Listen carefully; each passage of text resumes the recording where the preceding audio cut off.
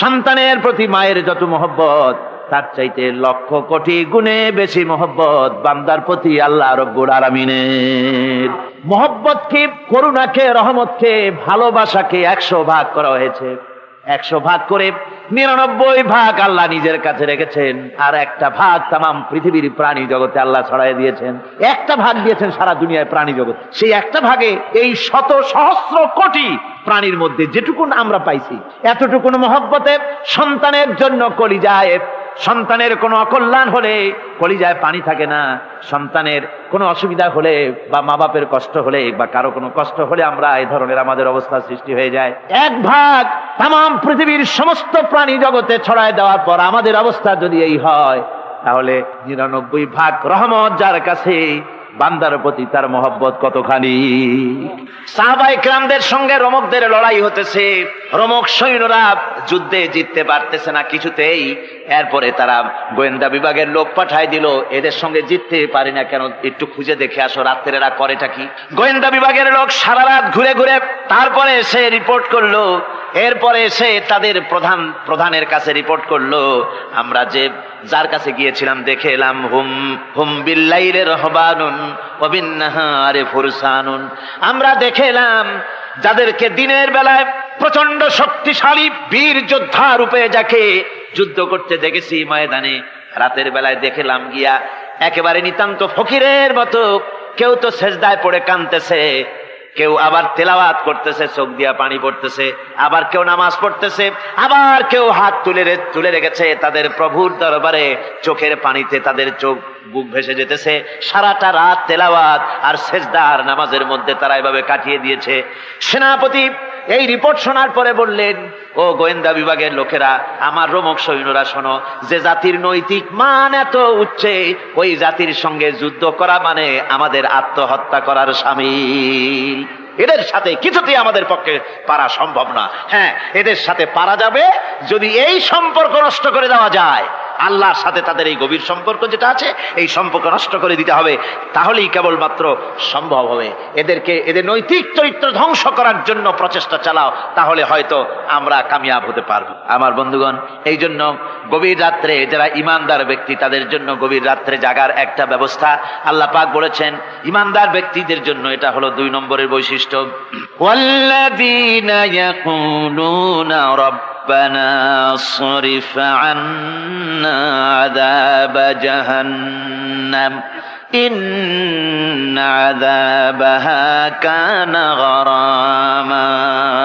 রহমানের বান্দার, খাঁটি বান্দার 3 নম্বরের বৈশিষ্ট্য হচ্ছে তারা আল্লাহ রব্বুল আলামিনের দরবারে হাত তুলে ফরিয়াদ জানায়, আল্লাহর কাছে মোনাজাত করে, আল্লাহ রব্বুল আলামিনকে বলে, আয় আল্লাহ, হে আমার প্রভু, আয় আমার রব, জাহান্নামের আগুন থেকে দয়া করে আমারে বাঁচাও। জোরে বলেন আমিন, জোরে বলেন আমিন। জাহান্নামের বর্ণনা আমরা এই মাহফিলে করেছি, করি নাই? মনে আছে? দারুণ কঠিন জায়গা, অত্যন্ত কঠিন জায়গা, মারাত্মক জায়গা জাহান্নাম। ওই জাহান্নামের জন্য আল্লাহর কাছে কাঁদতে হবে, মাপ চাইতে হবে জাহান্নাম থেকে। মুমিন ব্যক্তির 3 নম্বরের বৈশিষ্ট্যই তাই। সে বলবে, রব্বানা সরিফ আন্না আযাবা জাহান্নাম ইন্না আযাবাহা কানা গরামা। আয় আল্লাহ, তোমার জাহান্নামের শাস্তি থেকে তোমার কাছে মাপ চাই। আল্লাহ পাক বলেন, এই জাহান্নামের শাস্তি বড়ই প্রাণান্তকার হবে। ইন্নাহা সাআত মুস্তাকাররাও ওয়া মুকামা। জাহান্নাম হচ্ছে অবস্থানের জন্য অত্যন্ত নিকৃষ্ট, খুবই খারাপ জায়গা এই জাহান্নাম। কিন্তু মুসলমানদের অবস্থাটা ভিন্ন। মুসলমানেরা নেক আমল করে, ইবাদত বন্দি করে, তা সত্ত্বেও তার কলিজা কাঁপতে থাকে। সুবহানাল্লাহ, তার কলিজা কাঁপতে থাকে যে আমি যে ইবাদত করছি, এই ইবাদত আল্লাহর দরবারে মঞ্জুর হচ্ছে কিনা। এই জন্য তার মন কাঁদতে থাকে। সে আমলের উপর নির্ভর করে থাকে না, সে আল্লাহর দয়ার উপরে নির্ভর করে। কিসের উপরে নির্ভর করে? আল্লাহর দয়া, আল্লাহর রহমতের উপরে নির্ভর করে। আর সে আল্লাহর কাছে কাঁদতে থাকে, রব্বুল আলামিন, তুমি দয়া করে মেহেরবানি করে আমার হিসাব নিও না। আমার হিসাব করে যদি বেহেশতে দাও, তাহলে তো বেহেশতে যাইতে পারবো না। কিয়ামতের দিন আল্লাহ রব্বুল আলামিন কোন মানুষকে যদি হিসাবের জন্য ধরে ফেলেন, তাহলে ওই বান্দার আর জাহান্নাম ছাড়া কোনো পথ নাই। এই জন্য আল্লাহ শিখাই দিয়েছেন, বান্দা দোয়া কর, ওয়া আদখিলনাল জান্নাতা বিগাইরি হিসাব। আয় আল্লাহ, বিনা হিসাবে তোমার জান্নাত আমাকে দান করো। আবার হুজুর দোয়া করেছেন, আল্লাহুম্মা হাসিবনি হিসাবান ইয়াসীরা, হায় আল্লাহ তুমি আমার সহজ হিসাব নাও। পড়েন, আল্লাহুম্মা হাসিবনি হিসাবান ইয়াসীরা, হিসাবে ইয়াসির, সহজ হিসাব, হায় আল্লাহ তুমি আমার সহজ হিসাব নাও। এই হাদিসের ব্যাখ্যায় এসেছে সহজ হিসাব কি? ব্যাখ্যায় এসেছে সহজ হিসাবটা হচ্ছে আল্লাহ রাব্বুল আলামিন কিয়ামতের ময়দানে তার কোন বান্দাকে যদি রহমত করতে চান, কোন বান্দার প্রতি যদি দয়া করতে চান, কাউকে যদি ক্ষমা করতে চান, তাহলে আল্লাহ রাব্বুল আলামিন তাকে একটা পর্দার আড়ালে ডেকে নেবেন। একটি পর্দার আড়ালে রেখে নিয়ে আল্লাহ পাক জিজ্ঞেস করবেন, বান্দা তুই কি এই গুনাহগুলি করেছিলি নাকি, এইটা এই সব গুনাহ করেছিস নাকি? আল্লাহ জিজ্ঞেস করবেন বান্দাকে, অবস্থাটা কেমন হবে চিন্তা করেন, বান্দা এইগুলি করেছিস নাকি? বান্দা ভয়তে থরথর করে কাঁপতে থাকবে, কলিজা ভয়তে কাঁপতে থাকবে, অস্থির হয়ে যাবে। সে স্বীকার করবে, রব্বুল আলামিন তুমি যা বলেছো আমি এর সব অন্যায় আমার দ্বারা হয়েছে, আমি বুঝতে পারি নাই, আমাকে মাফ করে দাও। রব্বুল আলামিন বান্দাকে বলবেন, যা বান্দা আমি তোকে মাফ করে দিলাম, আমার জান্নাতে চলে যা। সুবহানাল্লাহ সুবহানাল্লাহ। সুতরাং জাহান্নামের শাস্তি থেকে সব সময়ের জন্য আল্লাহর কাছে মাফ চাইতে হবে। ওয়াল্লাযীনা ইযা আনফাকু লাম ইউসরিফু ওয়া লাম ইয়াকতুরু ওয়া কানা বাইনা যালিকা কাওয়ামা। রহমানের প্রকৃত খাঁটি বান্দা তারা, যারা নাকি যখন খরচ করে খরচের সময় বেহুদা খরচ করে না, আবার খরচের ভিতরে কার্পণ্যতাও তারা করে না। ওয়া কানা বাইনা যালিকা কাওয়ামা, এই দুইয়ের মাঝে তারা ভারসাম্য রক্ষা করে, মধ্যমনীতি অবলম্বন করে চলে। তার মানে হলো পয়সা আছে বলি এই পয়সা দিয়ে তারা মদ খায় না, জুয়া খেলে না, মিনা বাজার ইত্যাদি শয়তানি বদমাশি সিনেমা হল ইত্যাদি বানায়া পাপের বোঝা বাড়ায় না। তারা অতিরিক্ত কোনো খরচ করে না, আবার অর্থ পূজারী ব্যক্তির মতো কার্পণ্যতাও তারা করে না। দুইয়ের মাঝে তারা ভারসাম্য রক্ষা করে। এক শ্রেণীর লোক আছে মাল শুধু জমায়, খরচ টরচ করে না। কোরআন শরীফে বলা হয়েছে, আল্লাযী জামা মালান ওয়া আদ্দাদা, মাল জমা করে আর গুনতে থাকে, মাঝে মধ্যে আবার টেলিফোন করে, হ্যালো সোনালী ব্যাংকের ম্যানেজার সাহেব নাকি? বলে হ্যাঁ, দেখুন তো আমার আমলনামাটায় কত আছে এখন। হিসাব টিসাব করে আর তাড়াতাড়ি, এখন তো আর আমলনামা দেখতে সময় লাগে না, তাড়াতাড়ি দেখা যায়। আগে যেমন ব্যাংকে গিয়ে জানতে কেউ চাইতো যে আমার ডেবিট কত, ক্রেডিট কত, ব্যালেন্স কত ইত্যাদি জানতে চাইলে তাকে একেবারে সেই লেজার খোলা লাগে, বিরাট বিরাট বই, বড় বড় কিতাব যা গরুর গাড়ি দিয়ে টানা লাগে, এত বিশাল বিশাল বই ছিল। এখন সেগুলি সংক্ষিপ্ত হয়ে একেবারে কম্পিউটারের মধ্যে ঢুকানো হয়েছে। কম্পিউটারের ভেতরে রয়েছে একটা ছোট্ট যন্ত্র যার নাম হলো মাইক্রোচিপস, একেবারে এতটুকু ছোট্ট মাইক্রোচিপ। এই মাইক্রোচিপসের ভেতরে হাজার হাজার ক্লায়েন্টসদের ডেবিট ক্রেডিট, তাদের ট্রানজেকশন, তাদের ব্যালেন্স সবকিছু রয়ে গেছে। আপনি যখনই জিজ্ঞেস করবেন সে বাটন একটা দাবালো আর সাথে সাথে স্ক্রিনে এসে গেল আপনার নাম কি, বাপের নাম কি, দাদার নাম কি, কত টাকা জমা করছিলেন, কোন কোন তারিখে উঠাইছেন, হাতে কত নিছেন কত, 14 গোষ্ঠীর ইতিহাস একটা চাপে চলে আসে। তো আমি মানুষকে এভাবে বলি যে এই বুদ্ধিটা যিনি দিলেন, লোকেরা বলে তো কয় যে কিয়ামতের দিন আল্লাহ নাকি আমলনামা দিবে মানুষের সামনে হাজির করিয়া, ইমানদারের সামনের থেকে ডান হাতে, বেঈমানের পিছন থেকে কোন হাতে, বাঁ হাতে। এখন ওই আমলনামা সারা জীবনে যত কথা বলছি, যত কাজ করছি সব তাতে লেখা থাকবে। তাহলে সেটা তো একটা বিশাল একটা বই হবে, তো আমরা হাতে করে ধরবই বা কেমনে, আর ওটা হবেই বা কেমনে, আর ওটা পড়বই বা কেমনে। এখন তো বুঝতে সহজ হয়েছে কেমনে পড়বেন। মানুষের মাথায় যদি এই বুদ্ধি আসে, একটা ছোট্ট মাইক্রোচিপসের ভেতরে যদি হাজার হাজার ক্লায়েন্টসদের কোটি কোটি শত শত সহস্র কোটি একটা মাইক্রোচিপসের ভিতরে ঢুকানো যায়, তাহলে এই বুদ্ধি যিনি দিলেন তিনি বুঝি এর চাইতেও ছোট্ট বইয়ের মধ্যে আপনার আমলনামা উঠে দিতে পারবেন নাকি? যারা বলেন পারবে কিনা? নিশ্চয়ই পারবেন, হাজার বার পারবে বন্ধুগণ। সুতরাং এরা মাল জমা করে আর গনে, জিজ্ঞেস করে ম্যানেজার সাহেব কত হয়েছে, বলে যে এত লক্ষ এত। তখন আবার চিন্তা হয় যে আরো কত টাকা জমাইতে পারলে কোটি হয়, তারপরে আরো 200 কোটি হয়, এভাবে তারা জমাইতে থাকে, খরচ করে না। তো এ ব্যাপারে সন্তানের জন্য, সন্তানদের জন্য খরচ যেটা লাগে সেটা স্ত্রী পুত্র সন্তান আত্মীয় স্বজন যে আছে যা, তাদের জন্য যে পরিমাণ খরচ করা লাগে তা যদি না করে তাহলে এটা হচ্ছে বখিলি। আর খরচ করতে গিয়ে যদি বেশি করে তাহলে সেটা হচ্ছে বেহুদা খরচ। এখন এই বেহুদা খরচ থেকে আমাদেরকে বাঁচতে বলা হয়েছে। বিষয়টা হচ্ছে নিজের আত্মীয় স্বজন সন্তান সন্ততির জন্য খরচ করতে হবে যা লাগে তাই। আর আল্লাহ রাস্তায় যখন দেওয়ার কথা আসে তখন প্রাণ খুলে দান করতে হবে। দেখেন লোকেরা যখন আল্লাহর রাস্তায় দান করতে বলা হয়, পকেটের মধ্যে হাত দিয়ে তারপর আঙ্গুল অনেক সময় কষাকষি করে। একজনে জিজ্ঞেস করলাম, মিয়া পয়সা দিবাতে এত পকেটে হাত রাখিয়া বাইরি করো না মোটে? কয় যে ঘষে দেখতেছি শিখি না 10 পাই। তাহলে এইভাবে আল্লাহর রাস্তায় দেওয়ার সময় এই যে কার্পণ্যতা, এই কার্পণ্যতা মানুষকে তাকে শেষ করে দেয়, তার ঈমানকে নষ্ট করে দেয়। আর পয়সা আছে বলে বেশি খরচ করতে হবে, যেমন বিবাহে লোকেরা খরচ করে আমাদের দেশে, কোরবানি করতে গিয়ে খরচ করে। হ্যাঁ, কোরবানি করবেন, আপনি ভালো একটা কোরবানি করবেন, আপনার পয়সা যেমন আছেন তেমন, কিন্তু 50,000 টাকা দাম দিয়ে একটা গরু কিনা সেই গরুর গলায় মালা দিয়া এরপরে সারা শহরে প্রদর্শনী করতে হবে, এর কোনো যুক্তি নাই। আছে কোনো যুক্তি? যদি তা হয় তাহলে ওই গরু যিনি কেনেন তারও গলায় মালাই দিয়া দুজনে একসাথেই ঘুরানো দরকার, বুঝলেন? আমার বন্ধুগণ, আপনি কোরবানি করবেন, কোরবানি আপনার 10,000 টাকায় হয়ে যেতে পারে, 15,000 টাকায় হয়ে যেতে পারে। বাকি টাকাগুলি আল্লাহর রাস্তায় খয়রাত করে দেন। কত গরিব আত্মীয় আছে তাদের দিয়ে দেন। 50,000 টাকা দিয়ে বিরাট বাজারের সেরা গরু খরিদ করে কোরবানি দিচ্ছেন। অর্থটা কি? মানুষকে দেখাচ্ছেন আল্লাহর দরবারের গোশত যাবে না, চামড়া যাবে না, রক্ত যাবে না, যাবে আপনার নিয়ত। কি যাবে? নিয়ত। সুতরাং আল্লাহর রাস্তায় যখন খরচ করবেন, সেই খরচ করার ব্যাপারে তখনও নিয়তটা দেখতে হবে। হালাল পথে খরচ করতে গেলেও নিয়তটা দেখতে হবে, এবং তখনও বেহুদা খরচ করা যাবে না। বিবাহে যেভাবে খরচ আজকাল করে মানুষেরা, হুজুর সাল্লাল্লাহু আলাইহি ওয়াসাল্লাম বলেছেন যে বিবাহে যত খরচ কম সেই বিবাহ তত বরকতপূর্ণ। আর আমরা মনে করি বিবাহে যত বেশি খরচ বাড়ানো যায় ততই এটা বেশি শানদার হবে। উল্টা চিন্তা করি। আল্লাহ রাব্বুল আলামিন এরপরে বলছেন, والذين لا يدعون مع الله إلها آخر ولا يقتلون النفس التي حرم الله إلا بالحق ولا يزنون ومن يفعل ذلك يلقى أثاما। আর রহমানের খাঁটি বান্দা যারা, তাদের 5 নম্বরের বৈশিষ্ট্য হচ্ছে এই যে তারা আল্লাহর সাথে, আল্লাহকে বাদ দিয়ে অন্য কাউকে ইলাহা বলে, মাবুদ বলে ডাকে না। এ ব্যাপারেও ব্যাখ্যা আমরা এই মাহফিলে দিয়েছি, মনে আছেন আপনাদের? আল্লাহ ছাড়া অন্য কাউকে ইলাহা বলে ডাকা যাবে না। ওয়ালা ইয়াকতুলুনা আন-নাফসাল্লাতী হারামাল্লাহু ইল্লা বিল হক।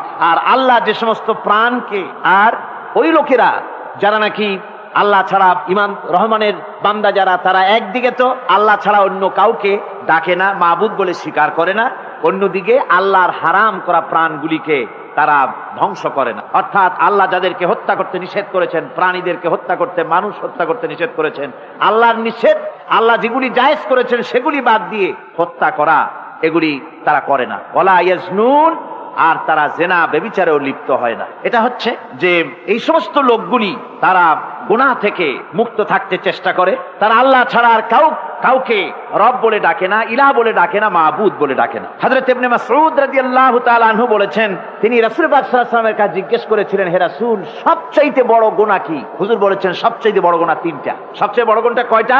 রাসূল পাক সাল্লাল্লাহু আলাইহি ওয়াসাল্লাম বলেছেন সবচেয়ে বড় গুনাহ হচ্ছে 3টি। একটি হচ্ছে, তুমি যদি কাউকে আল্লাহর সমতুল্য প্রতিদ্বন্দ্বী বানিয়ে যদি তার কাছে কিছু চাও, তাহলে এটা সবচেয়ে বড় গুনাহ। সন্তান দিতে পারেন আল্লাহ, তোমাকে রোগমুক্ত করতে পারেন আল্লাহ, আল্লাহ যা করতে পারেন এই সব বিষয়গুলি যদি মানুষের কাছে চাও, তাহলে তুমি আল্লাহর জায়গায় তাকে বসালে, এটা সবচেয়ে বড় গুনাহ। আর 2 নম্বরের গুনাহ হচ্ছে, নিজের সন্তান তোমার খাবার খাবে, তোমার খাবারে সন্তান ভাগ বসাবে, এই ভয়তে সন্তানকে হত্যা করা, এটাও বিরাট পাপ। আর 3 নম্বরে হচ্ছে প্রতিবেশীর স্ত্রীর সঙ্গে জেনা করা, এটা হলো আরেকটি। মোট 3টি গুনাহ বলেছেন রাসূলুল্লাহ, সবচাইতে মারাত্মক গুনাহ। তার মধ্যে এই গুনাহগুলি তো আমাদের সমাজে চালু আছেই। একদিকে সমাজের ভেতরে রয়েছে আল্লাহ ছাড়া মানুষের কাছে, মাজারের কাছে গিয়া, কবরের কাছে গিয়া, কবরওয়ালার কাছে চাওয়ার এই রেওয়াজ চালু আছে। এই রেওয়াজ কি চট্টগ্রামে কমেছে না বেড়েছে? কমেছে। জোরে কোন আলহামদুলিল্লাহ। কমে গিয়েছে, আগের তুলনায় বহুত কমেছে। যারা এই মাজারকে নিয়ে ব্যবসা করে, তারা অনেকে বলেছেন যে আমাদের ইনকাম আগে যা ছিল তার থেকে 4 আনায় নেমে গিয়েছে, 12 আনাই শেষ। জোরে কোন আলহামদুলিল্লাহ। জোরে বলেন আলহামদুলিল্লাহ। এই মাজার পূজা থেকে বাঁচতে হবে। 2 নম্বরে রয়েছে, সমাজের ভিতরে চালু আছে এই যে সন্তান হত্যা করা, এই হত্যা করার এক রেওয়াজ চালু আছে। এরপরে রয়েছে এমনি মানুষকে হত্যা করা। কলেজ ইউনিভার্সিটিতে যেভাবে মানুষ হত্যা করা হচ্ছে, এরা জানে না নিজের আদর্শকে প্রতিষ্ঠার জন্য আন্দাজ এবং অনুমানের উপরে ভিত্তি করে জেদ করে মানুষকে হত্যা করছে। কি বলেন, করে না? আল্লাহ রাব্বুল আলামিন বলেন, ওয়ামান ইয়াকুতুল মুমিনা মুতাআম্মিদান ফাজাযাউহু জাহান্নাম খালিদিনা ফিহা আবাদান। আল্লাহ রাব্বুল আলামিন বলেন, মুমিন বান্দা কি কেউ যদি ইচ্ছে করে কাউকে হত্যা করে তাহলে তার জায়গা হবে জাহান্নাম, তার আর কোনো শাস্তি নাই, একমাত্র জাহান্নামই হবে তার শাস্তি, চিরকাল জাহান্নামের ভিতরে থাকতে হবে। জোরে বলেন নাউজুবিল্লাহ। আজকে কলেজের মধ্যে, ইউনিভার্সিটিতে অনবরত আমরা হত্যাকাণ্ডের খবর শুনতে পাচ্ছি, সমানে হত্যা হচ্ছে। এই যে সন্ত্রাস এবং হত্যা যা হচ্ছে কলেজ ইউনিভার্সিটিতে, আপনারা আমাকে বলেন অনুরূপ হারে মাদ্রাসায় এই ধরনের সন্ত্রাস হচ্ছে? এত আস্তে জবাব দিলেন তাহলে বোধহয় হচ্ছে দেশে। মাদ্রাসায় সন্ত্রাসের কারণে কোন টাইটেল মাদ্রাসা, ফাজেল মাদ্রাসা সন্ত্রাসের কারণে বন্ধ হয়েছে এমন কোন নজির আপনারা পেয়েছেন? পান নাই। কেন পান? কলেজ বন্ধ হচ্ছে, ইউনিভার্সিটি বন্ধ হচ্ছে, সন্ত্রাসের কারণে মাদ্রাসা বন্ধ হয় না কেন? তার কারণ হচ্ছে কলেজ ইউনিভার্সিটিতে কোরআন পড়ানো হয় না, হাদিস পড়ানো হয় না, তাই তারা হত্যা করলে কি পাপ হয় তাও জানে না। হত্যা পাপ, হত্যার পাপ তো দূরের কথা, মানুষ কোরআন শুনতে আসে, কোরআন শুনতে আসাটাও তাদের বরদাস্ত হয় না। আমি জানতে পারলাম, এ মাহফিল আসার সময় জানতে পেরেছি, চট্টগ্রাম বিশ্ববিদ্যালয়ের কাছে থেকে শ্রোতৃমণ্ডলী, মাহফিলের শ্রোতারা বাসে যখন আসতেছিল, সেখানকার কিছু সংখ্যক ছেলেরা ইট পাটকেল মেরেছে বাসের উপরে, বহুত লোক সেখানে আহত তারা করেছে। নাউজুবিল্লাহি মিন যালিক। কি শিক্ষা দেওয়া হচ্ছে সেখানে? কিন্তু মাদ্রাসায় তো হচ্ছে না। কেন হয় না? তার কারণ হচ্ছে মাদ্রাসাগুলিতে কোরআনে কারীম পড়ানো হয়, রাসূলুল্লাহর হাদিস পড়ানো হয়, সেখানে জানানো হয়, এই কথাগুলি পড়ানো হয়। যদি কেউ কাউকে হত্যা করে জাহান্নাম ছাড়া কোনো জায়গা থাকবে না, চিরকাল জাহান্নামে থাকতে হবে, এই ভয়তে ওরা হত্যার ভিতরে যায় না। এই জীবন জীবন নয়, পরকাল আছে, কিয়ামতের দিন আল্লাহর দরবারে দাঁড়ায়া জীবনের সবকিছুর হিসাব দিতে হবে। এই জন্য তারা এসব জানে বলে, এসব তাদের রক্তে মাংসের ভিতরে ঢুকানো আছে বলে তারা চুরি ডাকাতি জেনা ব্যভিচার হত্যার দিকে তত যায় না যত এরা যায়। ঠিক কিনা বলে? কলেজ ইউনিভার্সিটিতে আজকে কোরআন শরীফ পড়ানো হয় না। মাদ্রাসা এবং মসজিদে, মাদ্রাসাগুলিতে যে কারণে সন্ত্রাস হয় না, ওই কারণটা যদি কলেজ ইউনিভার্সিটিতে ঢুকানো যায় তাহলে সন্ত্রাস বন্ধ হতে পারে। ঠিক কিনা কর? আমার ভাইরা, আজ বাংলাদেশে যে কয়টা ইউনিভার্সিটি আর যতগুলি কলেজ আছে, এদেশের সাধারণ মানুষের রক্তার্জিত পয়সা দিয়েই এই কলেজ ইউনিভার্সিটি চালানো হয়, কিন্তু সেখানে কোরআন শরীফের তাফসীর পড়ানো হয় না, হাদিস শরীফ পড়ানো হয় না। হয় সব পড়ানো হয়, কিন্তু কোরআনে কারীমের তাফসীর পড়ানো হয় না, হাদিস শরীফ পড়ানো হয় না। যদি ওই কলেজ ইউনিভার্সিটির ছাত্রগুলিকে কোরআন শরীফ পড়ানো হতো, কোরআনের তাফসীর পড়ানো হতো, কলেজ ইউনিভার্সিটিতে হাদিস শরীফ যদি পড়ানো হতো, ইসলামের অর্থনীতি সমাজনীতি যদি পড়ানো হতো, তাহলে কলেজ আর ইউনিভার্সিটি গোটা জাতিকে মাস্তান আর গুন্ডা উপহার দিত না, খালিদ বিন ওলীদের মতো মুজাহিদ উপহার দিত। জোরে বলেন সুবহানাল্লাহ। আজকে গোটা জাতির চিন্তা চেতনা ধারণার বহির্ভূত সেখান থেকে সন্তান আমরা পাচ্ছি। আজকে সেখানে ছেলে পাঠাচ্ছে বাপ, ছেলে পাঠাচ্ছে, ছেলে লেখাপড়া করে সেখান থেকে ভালোভাবে পাশ করে আসবে, চাকরি বাকরি করবে, মা বাপের সুখের কারণ হবে। কিন্তু দেখা যায় কিছুদিন পর সেখান থেকে চলে আসে সন্তান লাশ হয়ে বাপের ঘরে ফিরে এলো। কি শিক্ষা হচ্ছে? এই শিক্ষা ব্যবস্থার আমূল পরিবর্তন হওয়া দরকার। আপনারা অবাক হবেন, শিক্ষা ব্যবস্থার পরিবর্তন হওয়া দূরের কথা, কোরআন হাদিস কলেজ ইউনিভার্সিটিতে পড়ানো তো দূরের কথা, নামাজের জন্য কোনো তাগিদ নাই। কোন কলেজে কোন ইউনিভার্সিটিতে এরকমের তাগিদ আছে যে যারা মুসলমান ছাত্র জোহরের আযান হয়ে যাবে সব ছাত্র শিক্ষককে বাই হুক এন্ড ক্রুক মসজিদে যেতে হবে, 5 ওয়াক্ত নামাজ বা জামাত আদায় করতে হবে, এমন হুকুম আছে? আছে। এরপরেও ছেলেরা যে যতটুকুন ভালো আছে, ও তো বাস ভাঙছে ইউনিভার্সিটির সামনে পাইয়া, ওরা লাঠি ঠাঙ্গা নিয়ে যে দূর আসে না, এই তো কপাল। কথা বুঝতে পেরেছেন? ওদের তো কিছু শিখানো হয় না, কিচ্ছু, অর্থাৎ চরিত্র সৃষ্টি তাদের করানো হয় না। নামাজের তাগিদ নাই, রোজার তাগিদ নাই, ও যেন একটা আলাদা জগৎ। যুবতী মেয়ে, যুবতী ছেলে, যুবক ছেলে পড়াশোনা করে কো এডুকেশন, সহশিক্ষায়, একসাথে যুবক পুরুষ আর যুবতী মহিলা একসাথে ওঠা বসা করছে, একসাথে পিকনিক করতে কোথায় হারায় যাচ্ছে, কি করতেছে না করতেছে দেখারও কেউ নাই। জোরে কর নাউজুবিল্লাহ। আজ তাই এক কথায় ইউনিভার্সিটিকে এদেশের একজন কবি বলেছিলেন ডাকাতদের গ্রাম। এখন শুধু ডাকাত না, মানে ডাকাতদের একেবারে আড্ডাখানা হয়ে গিয়েছে, অস্ত্রবাজির আড্ডাখানা হয়ে গিয়েছে। তাদের চরিত্র নষ্ট করার জন্য, ইসলামের থেকে তাদের মনকে ফিরিয়ে দেওয়ার জন্য বইপত্রের অভাব নাই, কোরআন হাদিসের অভাব আছে সেখানে, কিন্তু তাদের মন মগজ ইসলাম থেকে যেন ফিরে যায় এজন্য তাদেরকে বইপত্র দেওয়া হয়। যেমন সেই যুগের নাম করা কবি ছিল ইমরাউল কায়েস, খুব নাম করা কবি ছিল। তার কবিতার বই সাবায়ে মুআল্লাকা আজও পর্যন্ত মাদ্রাসা শিক্ষার, উচ্চ শিক্ষায় এবং ইউনিভার্সিটি শিক্ষায়, সেখানে আধুনিক শিক্ষার, উচ্চ শিক্ষায় সেখানে এ বই এখনো পড়ানো হয়। এই বইটির লেখক অর্থাৎ নাম করা কবির ছিল অনেকগুলি শত্রু।